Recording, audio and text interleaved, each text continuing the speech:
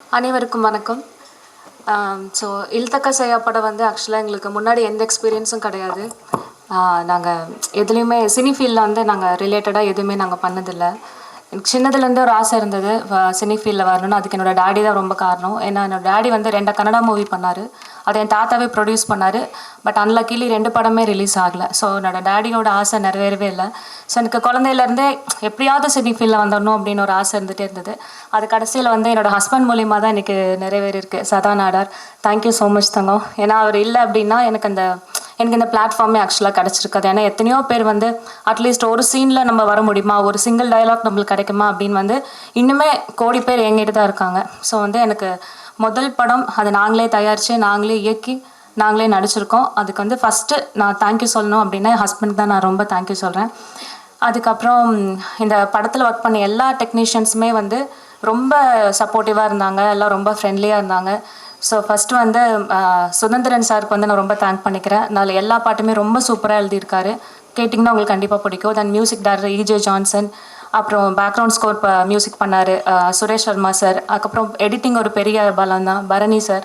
அப்புறம் வந்துட்டு DOP Manokumar. So ஒவ்வொருத்தரும் வந்து நம்ம தனித்தனியாக வந்து சொல்லணும் அப்படின்னா எல்லாருமே வந்து புதுமுகங்கள் தான். EJ ஜான்சன் தவிர வேறு யாருமே எந்த மூவிஸ்லையும் பெருசாக ஒர்க் பண்ணி பெருசாக ப்ரொஜெக்ட் ஆனது இல்லை.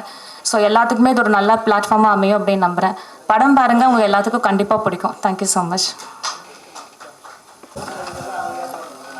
நன்றி. அன்பு மனைவிக்காக அழகிய தீவை வாங்கின செய்தி சமீபத்தில் படித்தோம். காதலின் கருவறை எதிர்பாராமல் பெய்யும் பெருமழை போல மனைவியின் ஆசை தன் கனவு இரண்டையும் இயக்குனராக ஆகியுள்ள இந்த படம் politician, cricketer, multi talent personality சதா நாடார் படத்தின் ஹீரோ அவர்களை பேச அழைக்கிறோம். இல்தக்கா செய்யா.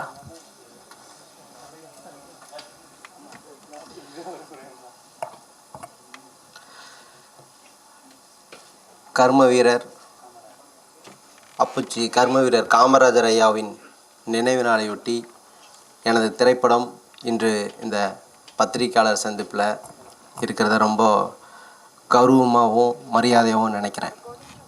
ஏன்னு சொன்னால் எங்கள் சமுதாயத்துக்கு மட்டுமல்ல அனைத்து மக்களுக்குமான ஒரு தலைவர் தான் நம்ம கர்ம வீரர் காமராஜர் ஐயா அவர்கள்.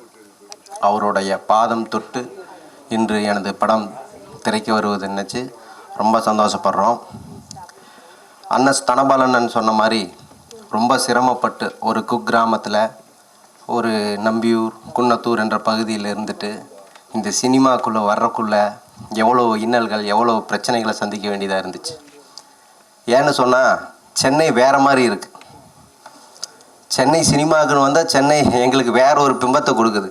யாரை நம்புறது, யாரை நம்பி போகலாம், என்ன பண்ணலாம் அப்படிங்கிறது ஒருத்தரை போய் அப்ரோச் பண்ணும்போது ரொம்ப அப்படி இப்படின்னு எல்லாம் சொல்லி எல்லாம் பண்ணி நம்ம ஒரு பணத்தை இழக்க வேண்டிய சூழல் ஏற்படுது. இந்த படத்தை எடுத்து முடிக்கிறதுக்கு முன்னாடி நான் ஒரு 2 கோடி ரூபா விட்டுருக்கேன் இந்த சினிமாவில். யோசிச்சு பார்த்தேன், இந்த சினிமாவில் மட்டும்தான் மறுபடியும் எடுக்கணும்னு சொல்லி இந்த படத்தை எப்படியாவது ரிலீஸ் பண்ணி நானும் ஒரு ப்ரொடியூசர், நானும் ஒரு நடிகர், நானும் ஒரு டைரக்டர்னு உருவாக்கணும்னு சொல்லிட்டு இந்த படத்தை நாங்கள் இன்றைக்கி ரிலீஸ் பண்ணுறதுக்கு இன்றைக்கி இந்த இடத்துக்கு வந்து நின்றுருக்குறோம்.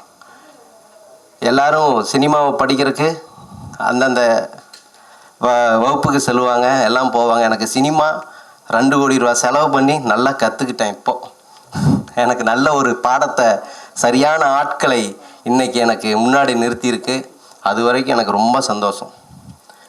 இந்த படத்தில் ஒரு 12-13 வருஷமாக முதல்ல இருந்து எங்கிட்ட காசு பிடுங்காமல் எந்த இடத்துலையும் எங்கிட்ட காசுன்னு கேட்காத ஒரே ஆள் எங்கூட இருக்கிறாருன்னு இவர் தான் சுதந்திரன். ஒரு 13-14 வருஷமாக எங்கூட பயணிக்கிறார். ஆரம்ப காலத்தில் நான் சென்னைக்கு வரும்போது இருந்து இன்றைக்கி என் கூட தான் இருக்கார். இன்றைக்கும் எதையும் கேட்க மாட்டார். அந்த மாதிரி ஒரு நல்ல அன்பான ஒரு மனிதர். இந்த படத்தை எடுக்கிறதுக்கு எவ்வளவோ கஷ்டப்பட்டு நான் ஒரு ஷூட்டிங் போகும்போதும் எந்த இடத்துலையும் ஒரு பணத்தை ரெடி பண்ணுறக்கா இருக்கட்டும், அதுக்கு முழுக்க உறுதுணையாக இருந்து இதை எப்படி பண்ணலாம், இதை இப்படி செய்யணும், இதெல்லாம் இப்படி வரணும். எனக்கு கொஞ்சம் அவசரம். ஏன்னா நான் ஒரு கட்சி வச்சுருக்கேன். எதுலேயுமே அவசரம். இது போதும், இது வேண்டாம், இல்லை இது நிறுத்து அப்படின்னு எல்லாத்துலேயும் நான் வந்து என் ஒய்ஃபோட சண்டையாக தான் இருக்கும். டெய்லியும் சண்டையாக இருக்கும். ஒரு 4 ஷாட் எடுக்கும், இந்த ஷாட் எடுக்கணும், அதுன்னு சொல்லுவாள். இல்லை போகுது, இது நிப்பாட்டு. ஏன்னா எனக்கு ஃபினான்சியல் இதாயிரும் இல்லையா, எக்ஸ்டெண்ட் ஆகுதுல்ல. அதனால எனக்கு அந்த பயம்.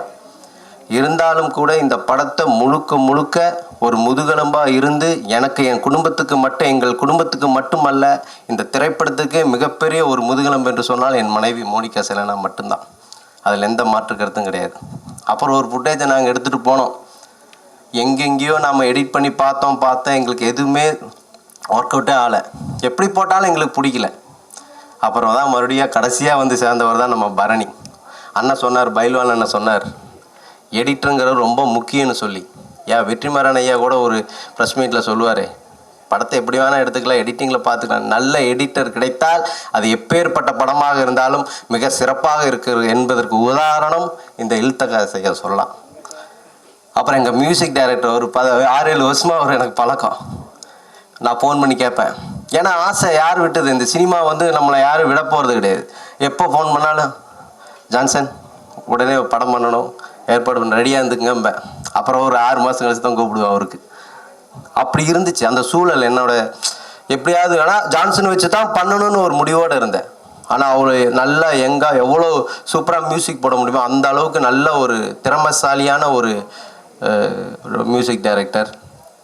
அதோட என்னோடய தம்பிகள் சிவா மற்றும் நவீன் அவங்கெல்லாம் வந்து எப்போவுமே என் கூடயே இருந்து என்னை மனம் தளராமல் விடாமல் முள்ளால் மட்டும்தான் எடுக்க முடியும். இந்த சினிமா துறையில் கண்டிப்பாக சாதிப்போம்.